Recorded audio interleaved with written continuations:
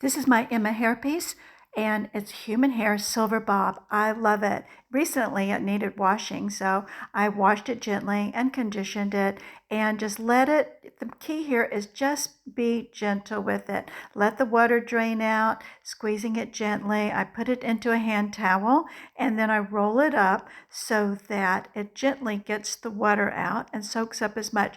You know, human hair wigs, they dry a lot longer. It takes longer than our synthetic. So just give it a nice little shake here because I don't want to run a comb or brush through it while it's wet. That can really damage it. So I'm going to let it air dry first, put a washcloth over my wig stand, and then as you can see, that can help absorb from the inside out because it does take longer with this human hair. And then after it dries, I'm going to put it on another wig stand that's all open to let the air get in. And look at this. It dried with just beautiful, I was so shocked, beautiful beachy waves already in it. But of course, I'm going to also show you in another video how to style this. I bought another one of these so that I could have two of these, and look at her.